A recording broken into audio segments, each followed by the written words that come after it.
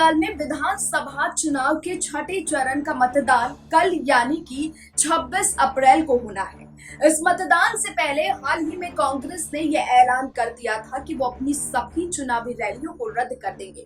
कांग्रेस के पूर्व अध्यक्ष राहुल गांधी ने महामारी की गंभीरता को सक्रियता से लिया और ये ऐलान किया कि वो अभी कोई भी रैली पश्चिम बंगाल में नहीं करने जा रही है और कोई भी कांग्रेस की ओर से जनसभा या रैली का आयोजन बंगाल में नहीं किया जाएगा। लेकिन इसकी सक्रियता को भांपते हुए इसके बाद ममता बनर्जी ने भी एक्शन लिया और वही प्रधानमंत्री नरेंद्र मोदी ने भी और गृह मंत्री अमित शाह ने भी बंगाल में अपनी सभी रैलियों को रद्द करने का फैसला कर दिया और ये घोषणा भी कर दी कि अब पार्टी की ओर से कोई भी जनसभा का आयोजन नहीं किया जाएगा।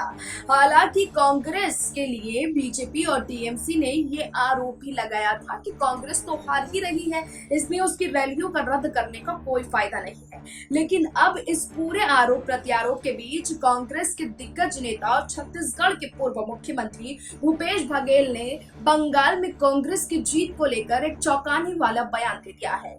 तो क्या है बघेल का ये बयान जिसके बाद मच सकती है कांग्रेस में खलबली, इस रिपोर्ट में देखिए। बंगाल में 7वें चरण के लिए मतदान 26 अप्रैल को होना है। इसको देखते हुए हालांकि चुनाव आयोग ने सख्त एक्शन बंगाल के लिए ले लिए हैं। अब किसी भी जनसभा को संबोधित बंगाल में नहीं किया जा सकता है क्योंकि कोरोना वायरस की स्थिति लगातार बंगाल में बढ़ती जा रही है। कोरोना के मामले लगातार बंगाल में सामने आ रहे हैं जो स्थितियों को गंभीर और बनाते जा रहे हैं।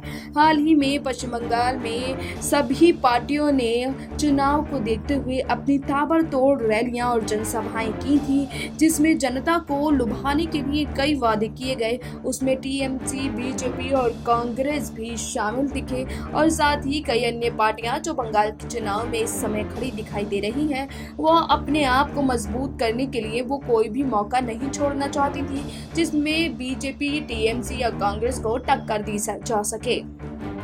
हालांकि चुनाव की स्थितियों को देखते हुए हाल ही में सबसे पहला कदम राहुल गांधी यानी कि कांग्रेस के पूर्व अध्यक्ष राहुल गांधी ने उठाया और गंभीरता को देखते हुए महामारी की अपनी सभी रैलियों को रद्द कर दिया। इसके बाद बीजेपी और इसके बाद टीएमसी और बीजेपी ने भी इसी की राह पर चलकर अपनी बंगाल में सभी चुनावी रैलियों और जनसभाओं को रद्द करने का फैसला किया और फिर आखिर में चुनाव आयोग ने आदेश जारी कर दिया कि बंगाल में स्थितियां दिन ब दिन बिगड़ती जा रही हैं और स्थितियों को संभालने के लिए अब बंगाल में कोई भी चुनाव प्रचार नहीं किया जा सकता है, न ही किसी जनसभा का आयोजन बंगाल में किया जा सकता है क्योंकि कई अन्य राज्यों के साथ अब बंगाल में भी एक दिन में कई ज्यादा कोरोना मरीज का आंकड़ा सामने आ रहा है।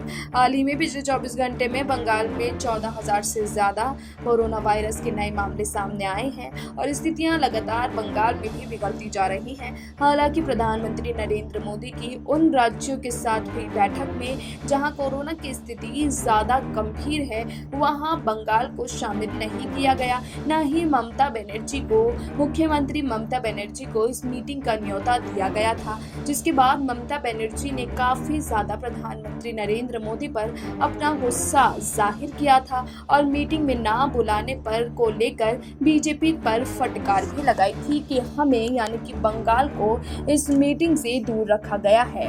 अब स्थितियों को देखते हुए जहां सभी पार्टियों ने बंगाल में अपनी चुनावी रैलियों को रद्द कर दिया है, ऐसे में कांग्रेस के दिग्गज नेता और छत्तीसगढ़ के मुख्यमंत्री और चुनाव प्रचार के लिए बंगाल में पहुंचे छत्तीसगढ़ के मुख्यमंत्री भूपेश बघेल का कांग्रेस को लेकर एक बड़ा बयान सामने आया है।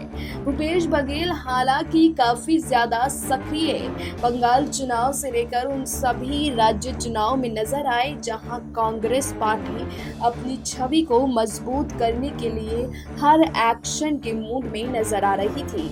हालांकि भूपेश बघेल ने छत्तीसगढ़ का सीएम होते हुए भी असम से लेकर बंगाल तक सभी राज्यों में कांग्रेस के स्टार प्रचारक की भूमिका में पार्टी को मजबूती देने का काम किया।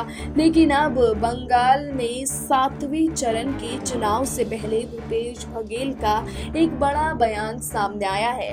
बघेल वैसे तो कांग्रेस की स्थिति को मजबूत मजबूत करने को लेकर काफी ज्यादा रणनीतियां और सुझाव हमेशा देते आए हैं। वो सोनिया गांधी के विश्वसनीय नेताओं में से भी एक हैं और राहुल गांधी को लेकर भी उनकी साफ छवि हमेशा सामने दिखाई देती है। राहुल गांधी हो या सोनिया गांधी, हमेशा भूपेश बघेल का नाम उन कद्दावर नेताओं की लिस्ट में रहा है जिन्होंने राज्य के हालातों को और कांग्रेस पार्टी की गंभीरता को अच्छे से रणनीति बनाने में समझा है।